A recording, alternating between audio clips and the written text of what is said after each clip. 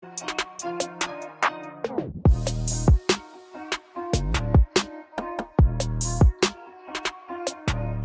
is up, basketball fans? Welcome to the NBA Outlet. I'm your host, Nick Fay. With me, as always, Kory Waldron. Kory, how are we doing on this Sunday morning?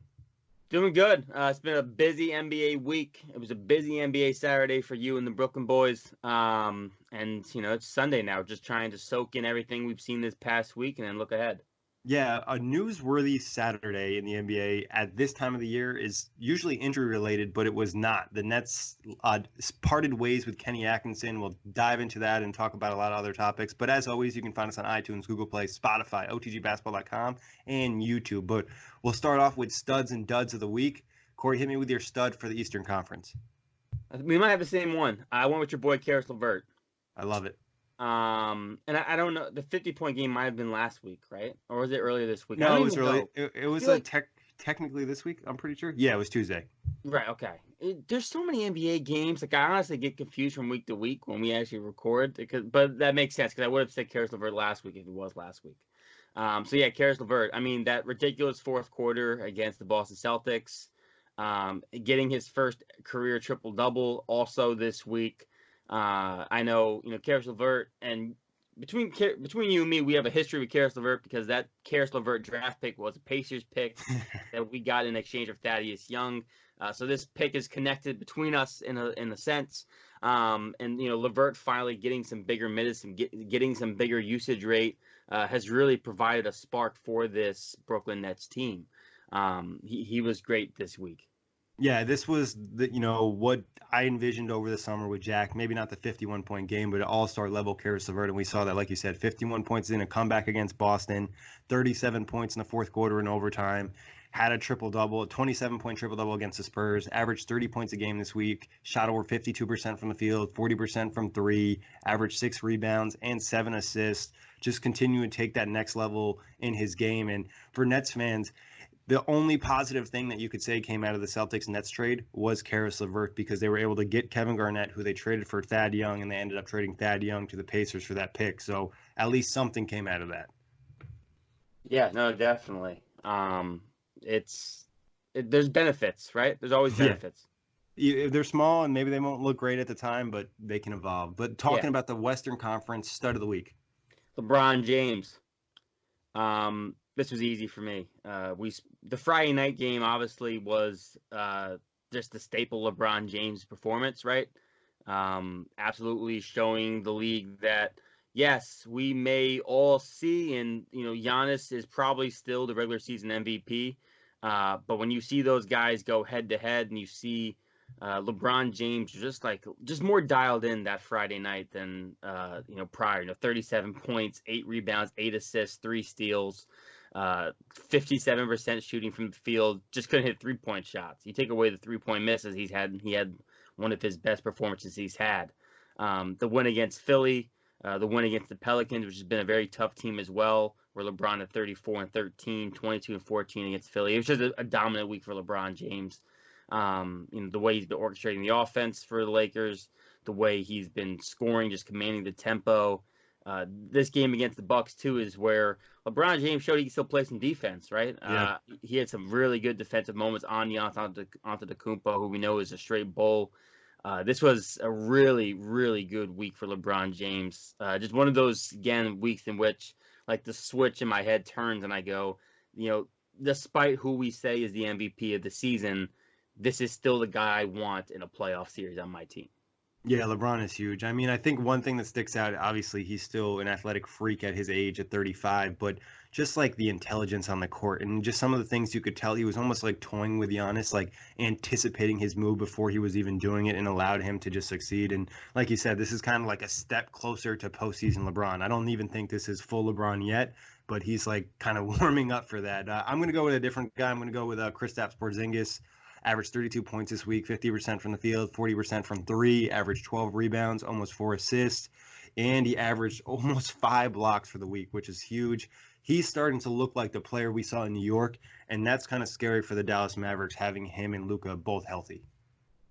Yeah, Porzingis is the X factor, right? We know what Luka Doncic is going to provide. We just need to make sure we have a clear-cut Robin on this team. It's not going to be Tim Hardaway Jr. I think Tim Hardaway Jr. can be your third. He's been a good shooter this year, but you need Porzingis to be who he has been this past week. The fact that he put up 30-plus points, 10-plus rebounds, and 5-plus blocks in consecutive games. And the last player to do that was none other than Shaquille O'Neal in the year 2000. He's been on a tear, and the Mavericks really need that to get back up in the Western Conference standings. And then one thing that's sticking out for him, I think his body's looking a little bit more healthy and confident because he's thrown down a couple monster dunks, and I don't think he was doing that as much early in the season. Like I said, big for the Mavs and Porzingis. And just say this, there was a lot of guys that had monster weeks that we didn't even shout out. Like Colin Sexton had a really big week for his career. Bradley Beal continues to do his thing. AD only played 2 games, but I thought that was a big week for him. But talking on the negative side, hit me with some duds. So, first dud right off the rip, I have to go with James Harden. Ooh, I got a good stat for James Harden. Hopefully I can find it. So I'll give my reasoning for why James Harden is my dud, and that's just the Rockets obviously are on a 3-game losing streak. They're not playing necessarily bad basketball. Things are just, you're starting to see some mini flaws though with going small. When your team doesn't hit 3-point shots and you're going small, not a great recipe for wins. But James Harden. The last 3 games, they have losses to the Charlotte Hornets and the New York Knicks. Yes, they lost to the Clippers by 15, but that Knicks loss, not good. That Charlotte loss, not good. James Harden, in his last 4 games, has failed to shoot over 36% from the field. In James Harden's last 4 games, he has yet to shoot over 24% from 3. Turnover-wise, he had a quadruple-double yesterday against the Hornets, 10 turnovers. He had 4, 3, and 5 in the last 4 games prior. Yes, they did beat the Celtics in that overtime game, but Harden was not good in that game by any means. At least not offensively, shooting 7 of 24 from the field, 4 of 17 from 3 in that game. Just not a good week for James Harden. Shooting numbers, like I said, are not good right now. The 3-point numbers are not good right now. Right now, he's 2 for 19 in the last 2 games. No, excuse me. I can go even better. He's 5 of 32 from 3 in the last 3 games. He just has not been good. And did you find your stat? Yes. So this, you kind of dropped some of the similar stats. I don't know if this includes last night's game, but on February 28th, when James Harden, claimed Giannis' style takes no skills, since then, Harden has shot 27 of 85 from the field, 32%, 9 of 50 from 3, 18%, while also recording 22 turnovers. I don't think this includes last night, so it's probably it does. even worse. No, it does. No, it does. Yep. Yeah. So I'm looking at the numbers. That definitely does because he's only made 9 threes in the last 4 games. So this is definitely it. That includes last night. So that's, obviously terrible. And then you're going to call somebody out and play bad. I think that's just a terrible look. And then the fact is, he played 45 minutes against the Hornets last night and they still lost. Like, if you had said that probably of the last 3 seasons, you'd think James Harden had like a 35-point triple-double, not shooting super efficiently, but at least close to 40 and 35% from 3. So it's a real issue. It's like, they're lucky they have Westbrook right now. Yeah, and you kind of wonder why play James Harden 45 minutes in a game like last night. I wouldn't even want to play my superstars like 40 minutes at this point in the season unless it was like a tiebreaker for like a 1 or 2 seed. Yeah. So, that's obviously problematic. They didn't have Westbrook last night, so, I think that's something to note because that could be a possibility of why they struggled. But again, you got beat by the Charlotte Hornets in pretty convincing fashion with just a very bad James Harden performance. Yeah, it's going to be tough. The Rockets, I think, like you said, that small ball style, it can work really well. But if the threes aren't falling and you don't have, another guy like Westbrook out there to get you those inside buckets, it's a problem. Yeah, just looking at the set, they shot 15 of 45 from 3 yesterday against the Hornets. And then literally the game before against the Clippers, they shot 7 of 42. So just as a team, they're just not hitting the long ball. And this Rockets team going small and not having a center and going against the grain. If you're going to be an against the grain team and rely on your 3-point shot, You got to hit them because they're going to struggle mightily if these shooting numbers keep up. And James Harden was the guy I was going to go with. But I'll throw another name out there. Chris Middleton, a guy we've been hyping up on this show. He was my next guy on the list if I was to name somebody. 35% from the field, 24% from three, only average 14 points a game. And when Giannis isn't having a great game, you need your Robin or your 2A player to step up. And I think they need Chris Middleton to be better in these big games. Hopefully he shows up for the postseason. Yeah, I mean, it just wasn't. There was two pretty big games they could have used Middleton, Miami and Los Angeles this week, the Lakers and Heat. 12 points against both teams, and bad shooting numbers against both teams in both games, like you mentioned, where Giannis really needed his Robin, and he didn't show up. And obviously Eric Bledsoe was more of a three, but he definitely didn't show up either. And you needed Middleton. We've been hyping Middleton up. We've been a lot of us have been defending Middleton from getting.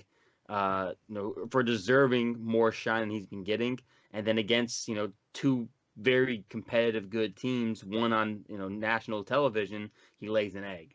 So not a good week for Middleton. And I think it sticks out more is because Anthony Davis was good for the Lakers. He wasn't amazing, but it's all right, LeBron has AD, and he was good late too. Yeah. And Giannis has Chris Middleton, and he might have a better overall team, but he doesn't have that other person to rely on. Where not saying LeBron wasn't great this week, but if LeBron wasn't great, Anthony Davis could easily have a 40-point game and lead the Lakers. Yeah. Now, talking about that, actually, we had some other topics, but I think it makes most sense to drive into this right now.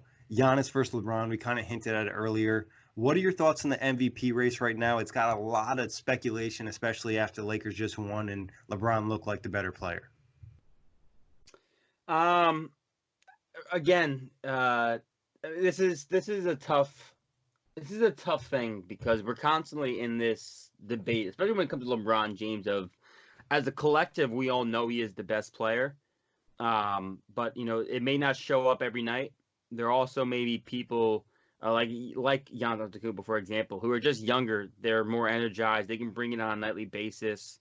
Not to discredit conferences, but also Giannis is in a softer conference. You look at the playoff race, you look at the teams that aren't in the playoff race compared to how deep the Western Conference is. There is, obviously stiffer, tougher talent in that Western Conference. But I think regardless of all of that, regardless of the fact LeBron was a better player on Friday night against Giannis Antetokounmpo, Giannis Antetokounmpo is the MVP. His team is on a historic run right now when it comes to their net rating. They're blowing teams out by an average of 15. At least they were. It might have changed slightly the last week. And he's been the best player for that. I think he's got 48 double doubles on a year or some absurd amount of double doubles. He's averaging freakish numbers and not a lot of minutes played. This is still the clear-cut MVP for me, but there is obviously a case and a scenario for LeBron James and in the world in which LeBron James may win MVP. But what Giannis has done in the regular season, I think it just tops what LeBron does, despite the fact that I think we would all agree that you rather have LeBron James in a playoff series at this point in time. Yeah, I think you pretty much nailed it, Kory. I think the body of work for the entire season, Giannis has been better. LeBron might have turned it up a little bit more over this last couple of weeks, but at the end of the day, it's a full season award. It's not just hey, what have you done the last 2 months of the season? And yes, the Lakers play in the West, and I think it's more difficult, but it's not to say in the East, Giannis and the Bucks have pretty much destroyed their competition. You know what I mean? They're not playing hard on a regular basis. Giannis is only playing 30 minutes a game and almost averaging a point a minute. And he's averaging 13 plus rebounds, almost 6 assists. And I think defensively, there's a gap. Yeah, we saw LeBron play really well on Friday night, but I think Giannis is still a better defender, even if LeBron is locked in, just because of his athletic gifts. But like you said, if you're in a playoff series, you're still going to go with LeBron. But I don't think that adds to the MVP case because we've known in the past LeBron has been better than James Harden, Russell Westbrook. Even, there's been arguments for other seasons he should have won, but he just didn't do it consistently enough because he has periods where he kind of, I don't want to say coast, but he just doesn't put his full 100%. And that's fine because he's saving it for the playoffs. It's one of those performances too where it doesn't change my mind about the regular season award. Whereas I watched that game on Friday night and I think the Bucks are in trouble come playoff time. That was Yeah. more my takeaway than, oh, LeBron's the MVP. It was more so, yikes, the Bucks could really be in trouble if they face up against this Lakers team, or another really good team from the West. And I think honestly, like just talking about the Bucks perspective, I think it's almost a positive because you look at that issue now and you're like, how can I handle this issue before the postseason comes? Is there some type of adjustment we can make to put ourselves in a better position? Yeah, because the defensive scheme by Frank Vogel and company on Giannis was spot on. I mean, we really saw it taken to a hold the second half of that game. And I think the Lakers, are one team that just has the size that can deal with a Giannis and a Bucks Yeah, team where just there's a lot of teams, especially in the East, that just lack having the multiple big bodies to throw at Giannis. And honestly, just having multiple bodies to throw at him can tire him out and just make his life that much more difficult. yeah. I mean, it almost feels like with how the Lakers had success against on Giannis Antetokounmpo might have been why I think we even said this on the preview series of why the Sixers went big, right? Yeah. It may be against the grain and may not be working out so well for them in the regular season, but I believe their hope is, again, if they have to match up against Antetokounmpo, they have the size to at least throw different bodies at him. And again, I'm not saying it's going to work, but I think that's just the strategy and probably the best way to deal with Antetokounmpo is to get tall, physical defenders on him. Yeah, 100%. Because then you force him to hit that 3-point shot, and if he's knocked down a 3-point shot, you're probably going to be in trouble. But he hasn't proven he can consistently hit that on a Right. regular basis. And you can, and right now, if you dare Chris Middleton or Eric Bledsoe to beat them, you just feel confident because so far in those big kind of moments in games, we really just haven't seen that kind of performance from Middleton and Bledsoe. Now, Middleton has had some decent playoff success, especially against the Celtics, and we've seen the Terry's had in the regular season, but it hasn't been sustained against the good teams for either one of those two guys. And this is where it kind of goes to that, old, I don't want to say old saying, and just like the recent talk and like the narrative that you really do need two superstars to win a championship because you can easily take one out of the game. And if you don't have somebody else to step up in that situation, you're probably going to lose. And that could be a situation with the Bucks. We know their team is really good, but Giannis is clearly the best player. And Middleton does have this thing where he's having a really good season, but we saw it last year in the postseason against the Raptors. He kind of disappeared. Yeah, exactly. So anything else on the Giannis and LeBron narrative? I'm sure we'll talk about it more this season and even more if they match up in the finals. Yeah. All right, Kory, tell us a little bit about the Malcolm Brogdon injury. Malcolm Brogdon. So it feels like we've talked about a Malcolm Brogdon injury. It's pretty common or often so far this season. He's just been a unfortunate injury-prone player this year for the Pacers with an abundance of injuries. Feet, back spasms, and now the latest is a rectus femoris injury. He tore his rectus femoris. This is considered a week-to-week injury.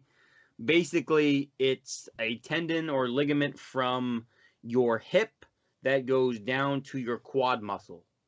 You feel this when when you raise your leg up, going for a layup, taking contact on your hip. Like this is the left hip also of Malcolm Brogdon's body, so it's his left hip and left quad.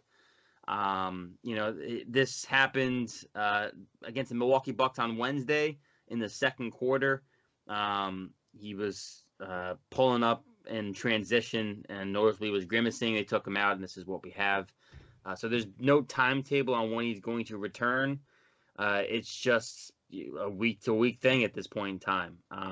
Obviously, this does cause some short-term hurdles for the Pacers because they're still trying to get Victor Oladipo back in the mix. And Brogdon has, of course, been the primary ball handler and facilitator for this Pacers team. So now they're looking for someone to really run the offense. Obviously, Oladipo can do that to a degree. Aaron Holly's going to have to step up. But it's problematic for a guy like Brogdon who's coming off a fresh contract, coming off of what was a really good 50, 40, 90 year for the Bucks. Was flourishing the first couple of years with the Pacers, and now it just feels like we've had injury on top of injury. We've seen his shooting numbers take a huge dip from the months of December through the beginning of February. Kind of got back on track last month and over the last 4-game winning streak for the Pacers. But it's a big blow for a team that's really just trying to get healthy and try to get things together because it feels like you get one piece back, one piece gets taken away. So the Pacers just unfortunately, I think they've only played like 6 games with their starting 5 healthy this year. Yeah, and that just makes it so hard to develop chemistry, especially like you mentioned. Brogdon's role is that lead facilitator, and then Oladipo coming back, and he kind of led the show last season, being the guy who had the ball in his hands probably the most. Now it's like trying to get those two to gel. How concerned are you about Brogdon possibly missing the rest of the season? I'm definitely concerned. I think anytime you have a torn muscle and the route isn't for sure surgery, I just get I don't even want to say optimistic, but I get pessimistic, right? Because in my mind, I just the injury is not going to heal itself, or it may heal itself, but a torn muscle is not going to heal itself over the course of 2 weeks or 2 months, and Brogdon's all of a sudden going to be healthy and ready to go in a first round playoff series, right? So realistically, whether he gets surgery or not, Malcolm Brogdon will not be any better than, let's say, 75% this season. There's no Yeah. way to even expect him to be fully healthy if he's not going to have surgery on the issue. Because we see hamstring muscles, like a pulled hamstring muscle or a pulled quad injury, keep guys out for 3 to 4 weeks. So what's a torn muscle to your hip, the quad, going to do for you? So I think it's really problematic. I don't know if we do see Malcolm Brogdon this season. Will it be later in April, maybe right before the playoff hunt? If he comes back, what's the chances of him re-aggravating this injury or making it worse? I don't like hip injuries. When I think of a hip injury gone bad, I think of Isaiah Thomas, a guy who was flourishing. Obviously, he's a little bit he's shorter and was a little bit up there in age. I think 3 years older than Brogdon at the time. But still, like hip injuries and that kind of stuff, like any lower body injury, I worry about the way it's handled. So I almost think Brogdon probably shouldn't play again this season. Wouldn't be surprised if we do see him again. But it's just problematic for a guy who's had already plantar fasciitis to now even deal with that issue this year, even though there has been some moments where he's looked slow on his feet, but to have, 3 or 4 new different injuries added to the list of injuries Brogdon has suffered over his career. Yeah, it's definitely concerning. And it's like you think about it, you mentioned the hip and just that region playing basketball and driving to the rim and all the different kind of collisions you can get into. It makes you think is like, could he injure it worse? Or could he kind of like, you know, lean on the other side a little bit too much and cause another injury in a part of his body? Because like you mentioned, he's dealing with multiple things across the board. So it might be the best for the Pacers because they have him on that long contract to just say, hey, Brogdon, you're banged up this year. We need you to get healthy for next year. We know we're probably not going to make a big run this year because Oladipo's not 100% yet. It might be the right thing for the team. Yeah, because then ideally you'd look at next year and you go, okay, well at least next year we're not waiting hopefully for Brogdon or Oladipo to come back from injury. These two guys get a full camp together, and they start off the year side by side, on hopefully the freshest of legs. I think that's where I would lean. And then also this gives you an opportunity to see, between a guy like Aaron Holiday and TJ McConnell, both guys who have played fantastic, if maybe down this stretch, you figure out which one of these two guys you can pivot on, right? Because so far with a healthy Brogdon and Oladipo, they haven't been able to find enough minutes for both Aaron Holiday and TJ McConnell. Both guys, I think, bring a different sort of value and aspect to this team. Personally, I think Aaron Holiday can provide more because he has a 3-point shot. So it could also be similar to like the Karis LeVert and Nets situation where injuries forced the Nets to play LeVert more, and LeVert ended up showing that he's got plenty in the tank and should be given way more opportunity. It could be similar for a guy like Aaron Holiday for the Pacers in some sort of context. And even the sense that Aaron Holiday could just build up his trade value because I Right, know that he's too. been a player that teams have called about, and the Pacers are probably trying to make, I would say, at least one more move to really push them into the top four of the East. Obviously, if Oladipo is healthy, it puts them close there, but I think probably one more piece this summer, and that could be a trade chip they use that could ascend them, or like you said, it could be somebody else on the roster that just gets an opportunity to shine, and it could work out for the team. But I guess we'll talk about my team a little bit. And the Nets, the Brooklyn Nets, and Kenny Atkinson parted ways, like we talked about yesterday. It was mutual. It looked like Kenny wanted to get out of there. The Nets wanted, to move on from him, and it just felt like he wasn't going to be the right guy for coaching a championship level team next season with KD and Kyrie. What was your initial reaction? And just a quick reminder, you can go for a really a deep dive on this on the Brooklyn Buzz, over an hour of content. But Kory, what was your reaction when you saw this on Saturday morning? You may not like this answer. Net fans may not like this answer, but my original thought was Kyrie Irving and Kevin Durant didn't want Kenny Atkinson on this team. More so, obviously, Kyrie Irving. because, we've already known that Kevin Durant pinpointed Kenny as a reason why he wanted to go to Brooklyn. We talked a little bit off wax about how just excited Kenny was at the prospect of coaching Kevin Durant and how he could use him at any position, the versatility he would provide to the offense and defense. And it just, the timing of it is just weird. You come off, a huge comeback win, a huge devastating loss to the Memphis Grizzlies in which they had a franchise record in three-pointers, to then a Karis LeVert first ever career triple-double. It was a very turbulent week in general. Highs of highs, lows of lows. And with what Kenny was able to do for this Brooklyn Nets franchise over the last 3 years, it just seemed like he got the bad end of the stick because we never saw him able to coach this team at its full potential because obviously Kyrie played 20 games and is out for the year. Durant never was able to touch the court, and just the abundance of issues they kind of dealt with this year. It just felt like Kenny at least deserved the chance to coach Kevin and Kyrie to the fullest of their health, to their fullest of health, and he wasn't able to get that.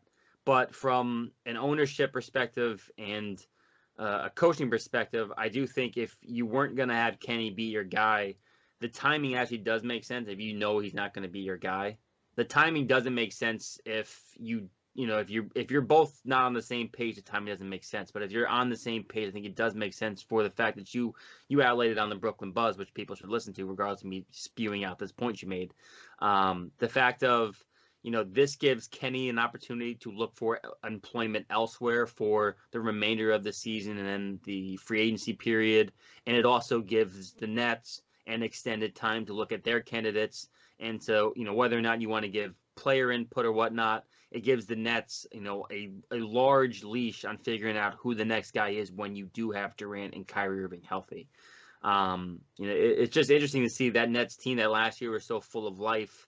A lot of the players are now gone. The head coach is gone. It raises the question of, is the culture that Brooklyn built now gone, or is this just a transition period to a different part of that culture?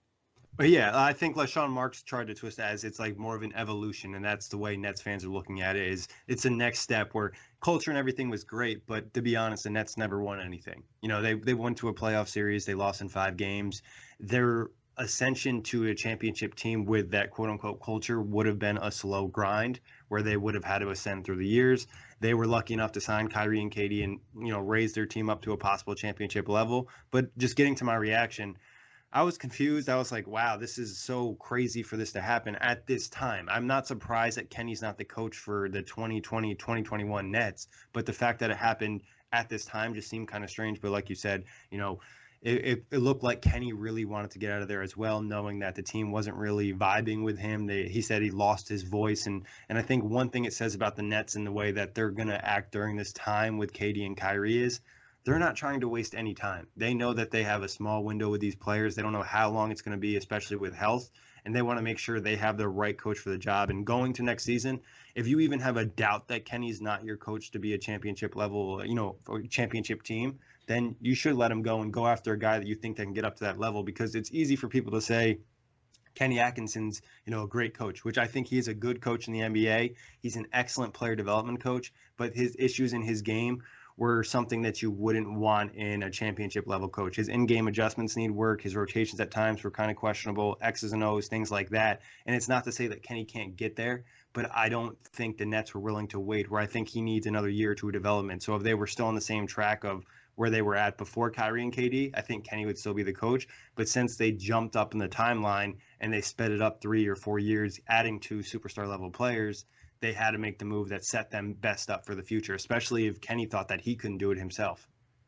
Yeah, I mean, and just look at the coaching perspective of it too. Larry Bird had this comment when he fired Frank Vogel, that head coaches that and again, this is just one guy's perspective. I don't even think I agree with this, but I've heard it too, other than from him. So right, that 3 years is generally the strongest hold a coach has on a locker room, and then after 3 years is when that coach's voice is no longer as strong.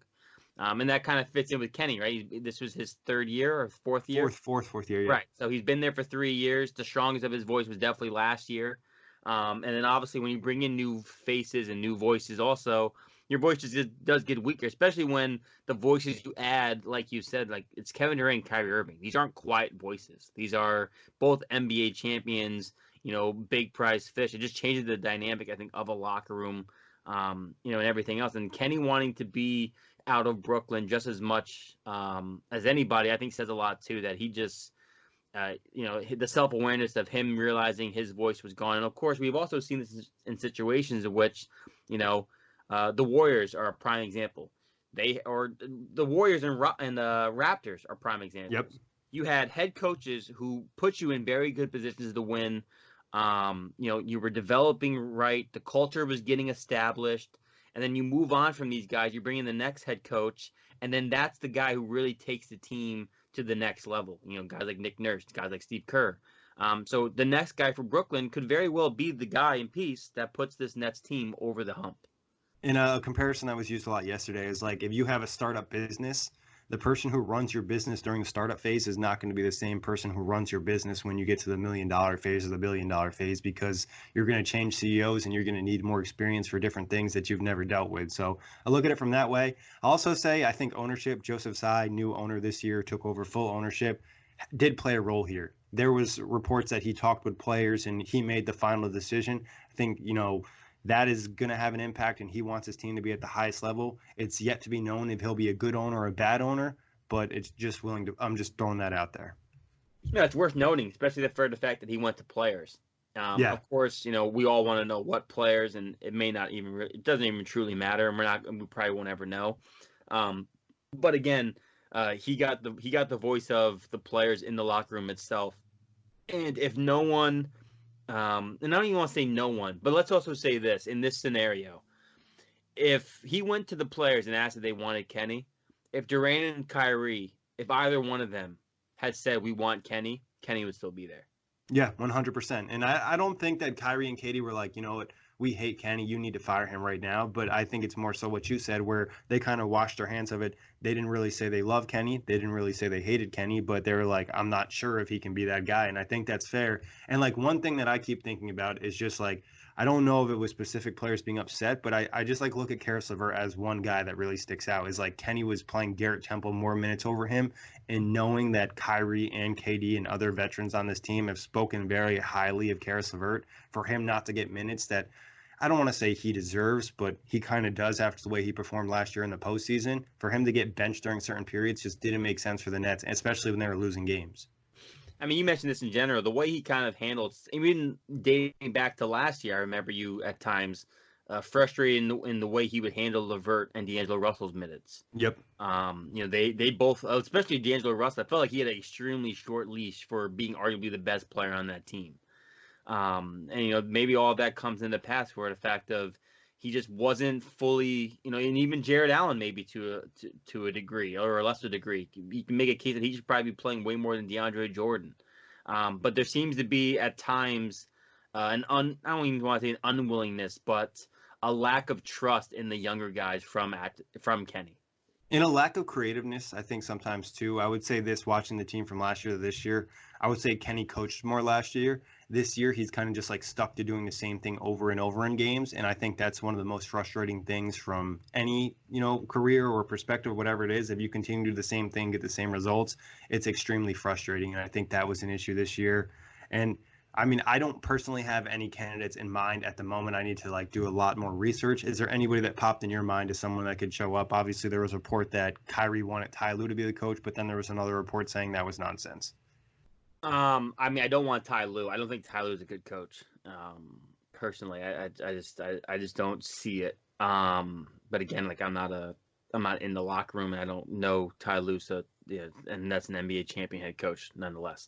So don't take that with much. I just don't think Ty Lue's the guy for this. I think the only thing I'll say about Ty Lue, and I'm not saying he's a candidate I'd choose, I would say based off of what we saw in Cleveland, he'll kind of let his superstars do their thing and operate. I don't want to say how they want to, but in where they have a strong opinion on how the way the things go. And some people have brought out Kyrie and Ty Lue didn't have a great relationship, but Ty Lue did put Kyrie in position to hit, one of the biggest shots of the decade. Yeah. No, I mean, that's a fair point. So I don't think I would go with – I wouldn't personally like Ty Lue. I mean, looking at the other candidates, nobody earth-shattering sticks out. I think either one of the Van Gundys are interesting ideas, but I I would don't prefer see the play. Stanway over Jeff. Yeah, I would agree. But again, I just don't know if the play style, I just don't know if that would work. I would need to do a deep dive myself into head coaches to really know who I would pinpoint. 'Cause there's not a name that I like see out there right now where I'm like, yeah, this is definitely the guy the Nets need to go after. A lot of talk has been maybe Mike D'Antoni because his contract's up at the end of the year. He has experience running two superstars. I'm not a giant fan of his in-game adjustments. There's also been crazy speculation that it could be Greg Popovich. Has a connection. Sean Marks didn't say if this would be his last season coaching the Spurs or not. He has a relationship with Kyrie and KD. Obviously, that's the long shot, but that's been like some rumor mill over there. I can see Becky Hammond before Greg Popovich personally. I can't see Becky Hammond because it just would make no sense to let go of Kenny and then get an inexperienced head coach. Oh, that's true. No, never mind. That's a fair point. That's how I saw it. And don't feel bad because I saw this a lot yesterday. People were throwing out a lot of different names, and it's just really hard to see an inexperienced head coach take over unless they have championship experience. Some people threw out Tim Duncan, but he hasn't really coached much either, but he does have the pedigree of being Tim Duncan. So I think it's going to be a process where I don't think the Nets are going to name a head coach until probably June, maybe July. Who knows? It could take a while. Yeah. But moving on from there, I guess we can finish off with games of the week. Kory, what do you got for Monday? Games of the week, Monday. So we got a crappy Monday. A really small slate. Is this? Yeah. This is probably because of college basketball or something. I'm gonna guess. Maybe March Madness is starting. I mean, I know we're in March, so it's gotta be starting soon. You can tell that we really care. yeah, not big college guys here. It's not a great slate because we have 3 games. I guess Raptors Jazz would probably be the game of the night, but Bucks Nuggets has potential. But the Nuggets have just really slipped the last couple weeks. Lost to the Cavs last night. Oof, not good. Yeah, and it's funny is they have both these games on and they're on at the same time. Where the other game, Hornets and Hawks, not really exciting, but Bucks Nuggets fun, Raptors Jazz fun. But moving on to Tuesday, we got a normal slate. What are you looking forward to? Obviously Pacers Celtics. That's a good one. Yeah, that's probably the game I'm most curious about. And then second, I probably would say Clippers Warriors. Now that Curry's back, I guess there is a lot more intriguement in watching the Warriors. But I'd probably say Celtics Pacers. It probably actually is the game of the night, regardless of it being my biased one. Yeah, no, Celtics Pacers game of the night. I'd probably say maybe the next best one would be Magic Grizzlies, because Grizzlies have been playing pretty. John Morant got some young guys. John Morant is just like an instant highlight. I think Nets Lakers could be bad or it could be fun. But moving on to Wednesday, what do we got? Wednesday, I think my game. There's a couple good ones: Jazz Thunder, Nuggets Mavs, Pelicans Kings is interesting because it's just very playoff oriented. Yep. Right? Kings have been playing very good basketball back in the playoff mix. Can the Pelicans get into the playoff mix? They're playing good basketball, just coming up short, it feels like, all the time. I think I would go with Jazz Thunder as my game of the night, but with a close second being Pelicans Kings and then Nuggets Mavericks. I'm just not eyeing the Nuggets. Yeah, I'm going to go with the international splash with Jokic and Luka in this game. I think that'll be fun with Denver and Dallas. But like you said, Denver needs to kind of get their shit together. But moving on to Thursday night, what do we got? Oh, we got some good ones on Thursday. Yeah, Thursday's a good night. Celtics, Bucks, game to circle. Rockets, Lakers, definitely a game to circle. I think the game I would go with would be Lakers and Rockets because of the last time they played, how things developed. But with a close second being Bucks Celtics. I think the Bucks, obviously, they want to win definitely against the Nuggets on Tuesday, and they want to win this game against the Celtics because that loss to the Lakers, I think, just stings them, right? When you're a top-notch team and you lose to another top-notch team, you want to make sure the other teams that are knocking on the door of being a contender don't have wins following your bad loss. Yeah, you want to set the tone. And I think, yeah, you're right with Milwaukee and Boston. I think both games you honestly could say would maybe a possible Eastern Conference Finals matchup or Western Conference Finals matchup or even a second round series. And then like low key Memphis and Portland is pretty good too because that's a playoff race right there. Yeah, and Lillard's back and healthy. And CJ McCollum's trying to fight people on the court. But on Yeah. Friday, what do you got on Friday? So Friday, the early games are not great. You know, Cavs, Hornets, Wizards, Celtics, Knicks, Heat. I think the game I'm looking at is either Nets, Clippers, but probably Pelicans and Jazz. Yeah, Pelicans Jazz feels like the best one. I think, the Pelicans are just a lot of fun to watch. And with Zion healthy and playing, I think it just adds some spark to that. Saturday night. Pacers, Sixers are the game that stick out to me. But I can easily see Memphis, Utah being a game of the night, or Pelicans, Clippers. But I think I would probably go Pacers, Sixers. I know they're banged up. I'm gonna say Pelicans, Clippers. Actually, that game should be a lot of fun. Yeah, it'll be interesting to see where the Sixers are at this point on Saturday, if they're getting anybody back or whatnot. So that could be a good game, like you said. Memphis, Utah, New Orleans, LA. Zion gets his first taste of like Kawhi and PG and how that goes. But on to Sunday, what do we got? I'm going Rockets, Blazers. Yeah. Lillard's healthy. Westbrook hopefully is out there and playing. They have their rivalry. They're always going at each other. James Harden, of course. I think that would be my game of the night. And then you could obviously, I think Lakers Nuggets would be a close second. Yeah, they have a good amount of primetime games this week that are actually good matchups. We've seen over the past, especially with Golden State having all the injuries and Philadelphia, that like there's been a ton of primetime games that have been kind of garbage. Like, I mean, the game last night was close with Sixers and Warriors, but it's missing all of its star power. Yeah, I gotta get used to remembering that when I see the Warriors, it's not just Andrew Wiggins and company; it's Curry and Wiggins and company. Yeah. So, but Kory, anything else you want to throw out there before we get out of here? No, I think that's it. Another fine edition of the NBA Outlet. As always, big thanks, Kory. Big thanks to everybody for listening. You can find us on iTunes, Google Play, Spotify, OTGBasketball.com, and YouTube. Peace out, Knuckleheads.